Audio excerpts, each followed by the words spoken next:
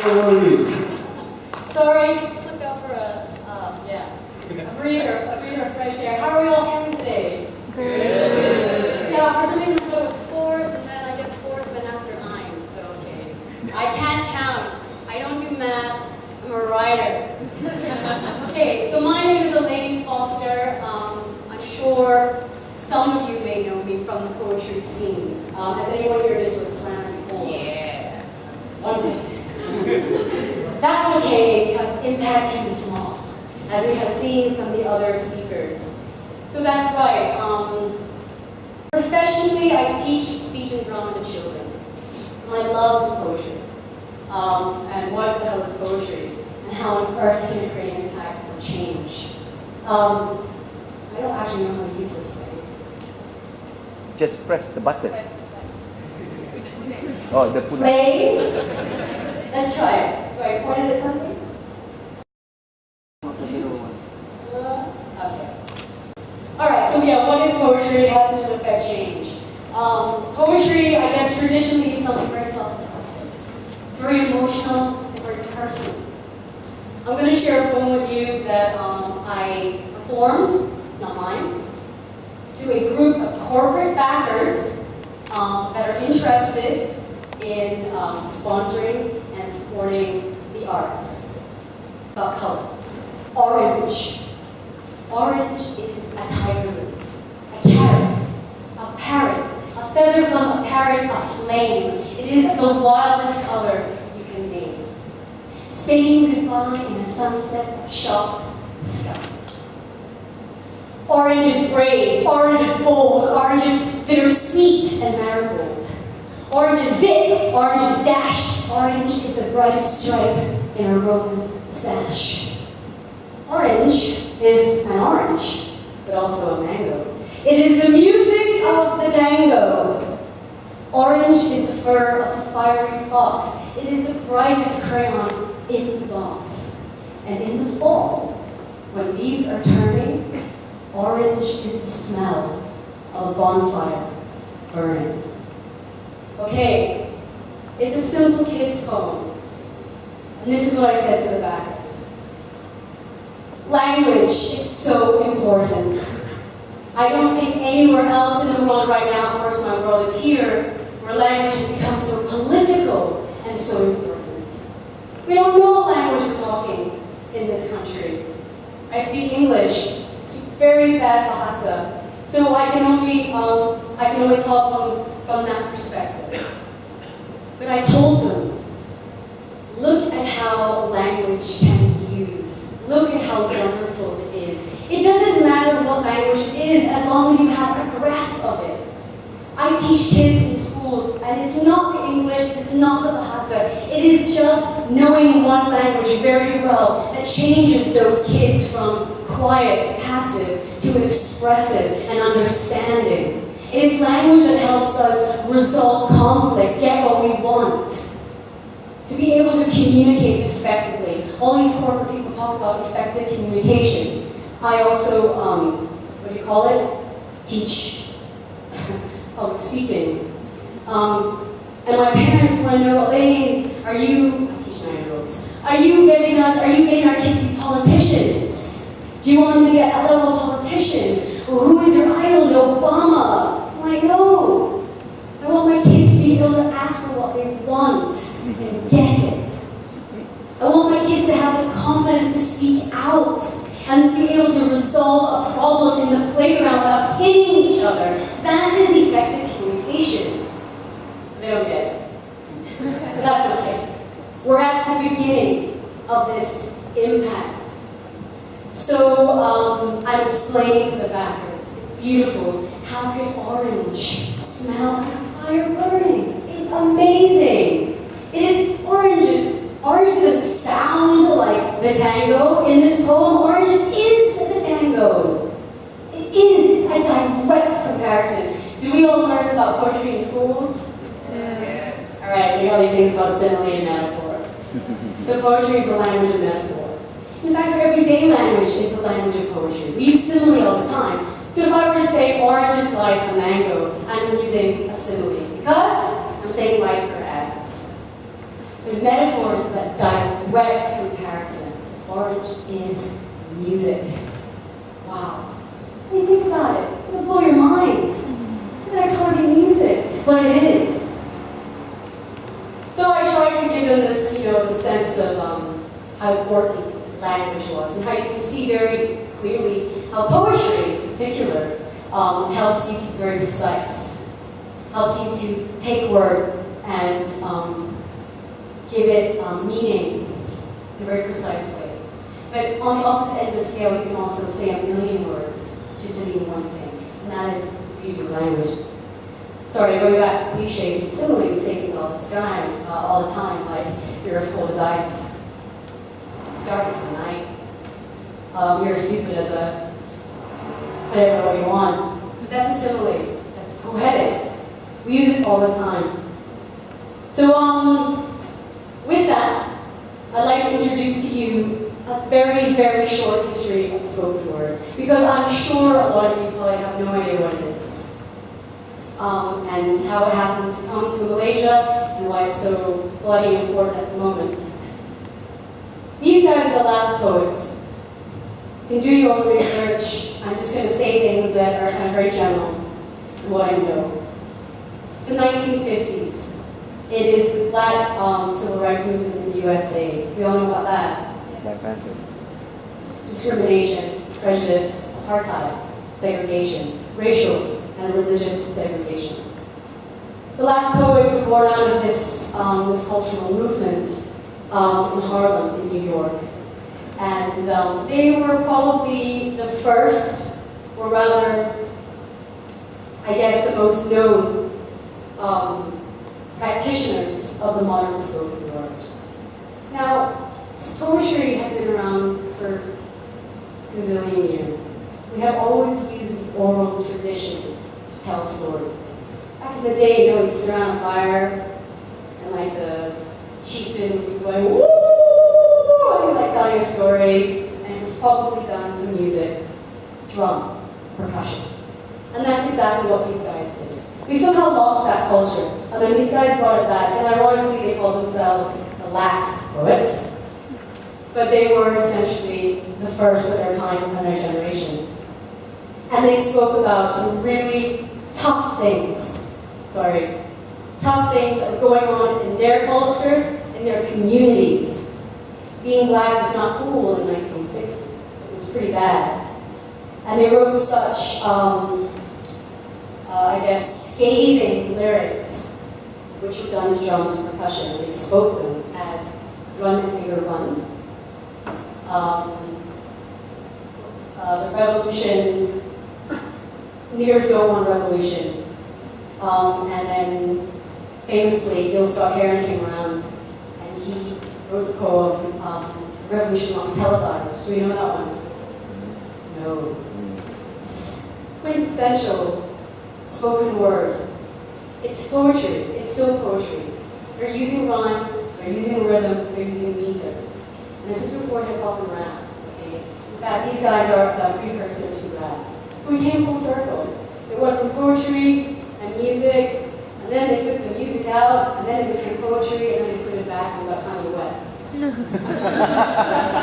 Don't disregard Kanye, you will see. So, Gil Scott-Heron. Okay, so do I press this one? There, the man himself, with the mic. Classic image of Gil. He died recently, I think maybe last year or late the year before. A couple of friends of mine, we got together and we wrote our own version called The Revolution Will Not Be Malaysianized, which I'm not going to do now. And we basically took his poem, and we just inserted cultural references, okay? And it is still as valid and meaningful as it ever was in 1960. Gil Scott-Heron went on to write music with a band, had a huge drug problem, and dealt with alcohol most of his life. Yeah. So yeah, the American Civil Rights Movement. We know some of these people at least. Dr. Martin Luther King. Look at what we are Look at the signs. Segregated rules in public schools. We demand voting rights now. Jobs for all. Do these ring bells at all?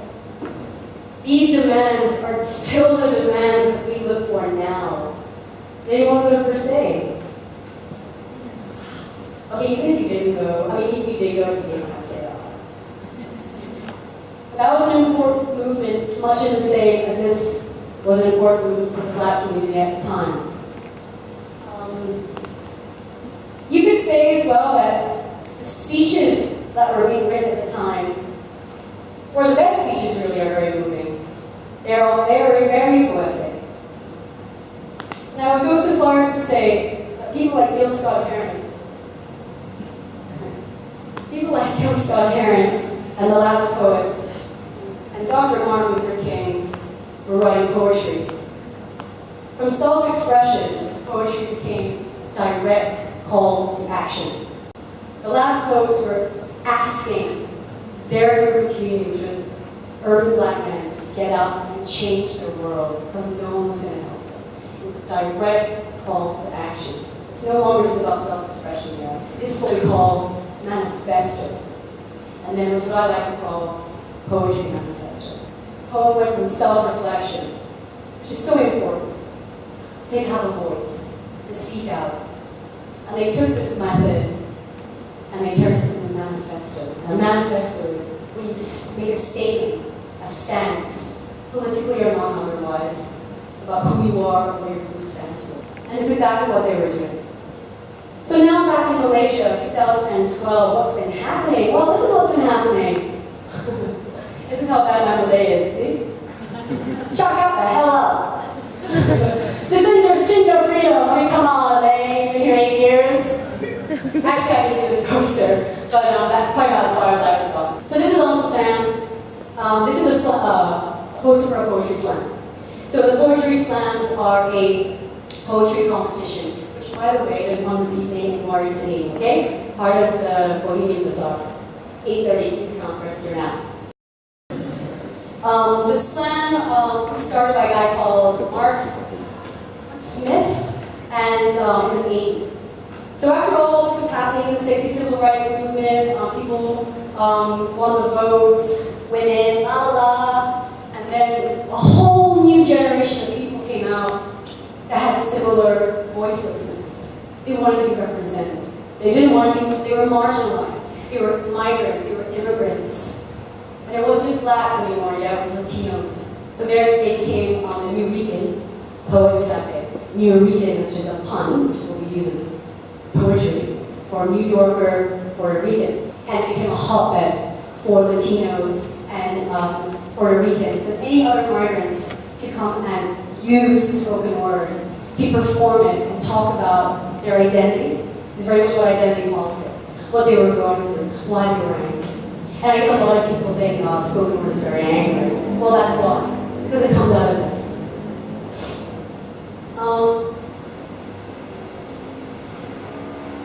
And then there was Deaf Poetry Jam. Do we know that? Yeah. We all know about it now. So next time you go to an event, like, yeah! Deaf Poetry Jam was about the most commercial thing that could happen to poetry, but it was amazing. It democratized the genre we could perform. It was on HBO. It was on a cable TV channel. It was given a prime time. And it was produced by Russell Simmons and MC by Mos Def. These are one of the biggest hip-hop rap producers in the world. And they platformed people coming out of the poetry slam to perform their poems. Which is why a lot of people confuse spoken word and Deaf Poetry Jam and Poetry Slam. It just so happened that these people were Poetry Slam champions.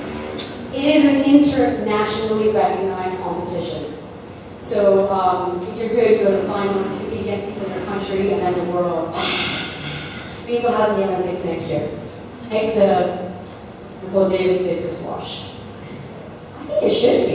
It should be an Olympic sport. But then people complain, saying, oh, but poetry's so personal, and it's, if you can't judge, you can't criticize. Yes, you can! Yes, you can! It's so important to get out there and say how you feel. political, and say what you want. The points are not the point, to quote Mark Smith. The point is poetry. And it was just a platform. But anyway, the show was amazing, and it ran for about 5 years. Russell Simmons now has a new show called Brave New Voices. And Brave New Voices is basically the same exact thing for teenagers. Which brings me back to what I want to do in Malaysia. But before that, that's a poster. No, there's another one. Poster designed by Java, a friend of mine, a radio guy. So here we have, so we register poets and they slam, they compete, and then we have feature poets. We usually have one from the next round, and this one is Jamal Rassan. You all know Jamal Rassan? Yes. Look him up. He's probably one of your most important spoken word performers now. You know, besides Asan Syed, who also writes poetry manifesto, who also writes extremely about his stance politically and personally. And let's face it, the political is personal. It happens. It happens. We can't go back. And that's exactly what your poet laureate does. It's also about telling stories. Poetry is also about telling stories. So I started the event called The Big Fish, which is exactly what I was talking about before. You know, a fireplace, we're all sitting around, and the chieftain is telling stories. Well, this is what this is, except it's a Neurofico. And there's no fire. But it's a great atmosphere, and people just come and share. It's unscripted, it's original, it's personal, it's testimonial. It's like TED Talks, but with a bit more heart. And anyone can do it. And I really believe in that democratizing effect of sharing and telling stories. We all have that, okay? And we all need to tell it. As you can see from Gil Scott and civil rights movement and Mercedes. There are stories to be told, and these are ways we can do them. Joko Butas, if you don't know her, she's amazing. She's probably like the best actor, director, person in Malaysia. But anyway, this is just a poster for Women 100, which was a campaign to promote women in the performing arts that Kaki City ran for 2 years running now. And both years I was invited to come. So from the slam and doing poetry, from doing spoken word open mic, I suddenly get invited to perform at a closing party, or a closing event, in the Malden Pavilion. You know, my flip-flop, my stupid declaration of myself, and I get asked to speak in front of one of the ministers for producers and women's affairs. And this is a great step. People are recognizing that the medium is extremely powerful. So Women 100 was one event, and so was this, Sisters in Islam. Sisters in Islam is always getting banned because they speak for very controversial issues. And they famously had a book banned, they had many books banned. So they ran an event in collaboration with the International Festival, which is Banned Books Day. And I organized an event. And it's not necessarily talking about banning books, but it's definitely talking about censorship, self-expression, voice, and identity politics, independence, ideas, right to information. It was perfect. And I invited people to come in and perform, or recite, or read, or share their poems as well. It was at the annex. Last year, September 11th, we're just coming around to this. 100,000 poets for change. Suddenly poets can change, and it's official. This is an organization I got together and thought, shit, there are so many people that want change, and we can do it through art. It wasn't just poets, but I think it was catchy, so we used the word poets. Or maybe they wanted poetry, but then more people wanted to get involved, so then became musicians as well. It was an American event, and people heard about it, and they were crazy that they wanted to get involved. So they started having global sections, global chapters. And Malaysia had one last year. And Jamal Rassan organized it over at the NSTP's building, Waka Labs. I don't know if Waka Labs still exists. It was for youth engagement. And we had about 50 poets. I've been organizing poetry slam and poetry events for like 3 years. I haven't seen so many poets in my life. in Malaysia in one day. It was impressive. It was extremely impactful. And Jamal even Skyped the guy that runs this, and he live Skyped him during the event. It was very, very meaningful. And especially for someone like me, who, when I first came, I was like, poetry, there's no poets here. There's plenty. This is Manisha. So this is just a bunch of pictures of the events.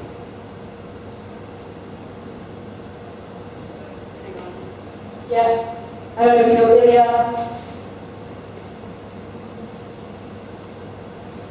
This is a poet we brought in from Cambodia. He's actually a UK slam champion. And he happened to be shouting in Cambodia. So I brought him over and brought him to the slam. That's what we like to do. We like to encourage exchange and collaboration. Exposure is the key, okay? And he came, I paid for his flight, and the rest was that. People are more than happy to come and share their stories if you give them an opportunity. This is Elaine Foster. Does anyone know this guy? He is, he's pretty important culturally, I think, in this city. And he came to one of my slams, and he recited a poem called Facebook Status. It's pretty quirky. This is Tato. Tato is part of a group called Poets Passport, which Jamal is also part of in Cyberjaya. There's a huge contingent of international poets in Cyberjaya coming out of the universities there, like we call them. Loads of them. And they got passion, and they got dedication, and they can write really well. This is actually one of the poets that I know who became a copywriter. Which is interesting. So, you know, it's not just about poetry. I mean, it is, but it's performance, yeah. I have this tendency to dress up. Sorry, Sheena Bauer did great spoken word poetry in this country. Again, one of leading the way of spoken word in this country. We often don't get invited to events because people don't know what poetry is, so we just go anyway. We gate crash all the time. That was like Urban Escapes, or no, it was Clue. No, wait, MPACT opening day. Shit, you don't want to invite me? I'm going anyway. And I got dressed up, and we went, and we brought our own microphone, and we just did a soapbox, and just, you know, ranted at people. It's kind of interesting. This is a picture of the slam, and people are, that's me. That's what I dressed up as. I don't know what it is. It's just a costume. This is Urban Escapes. So finally we got invited. We got invited to Urban Escapes last year, and we hooked up with Frin John, who are also in Hearts Collective, inshallah. And we did our own poetry event. It was packed. But then again, it was hot. So people were using our tent to shade themselves. This is a project that I work with in Nur Salam and Child Kit. So we're using the poetry as well for education in outreach situations with kids, urban poor kids. It's very kind of fun to work with them. How do I stop this? Can I stop this? This is Singapore. Actually, so I got into teaching poetry slam very kind of accidentally. And it was through Singapore, through a group of Word Forward, and they take poetry slam to schools, and it works. And we performed thousands of kids, and we take them into classes, and then we what do you call it? Do the poetry thing with them, and again teaching them to express themselves, teaching them about language. My time is up, but I really have two things that I want to show you before I go. Okay. Talking about poetry as a manifesto. I recently wrote a poem, and it goes like this. Dressing for life.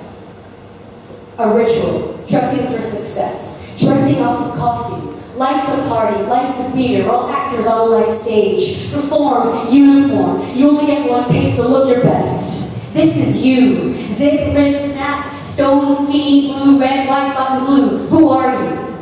Transform yourself. Be yourself. Sell yourself. See yourself. Who are you? Who do you want to be? A doctor? A lawyer? An engineer? You don't want to be regular. You want adventure, fun. Life is your playground, so run,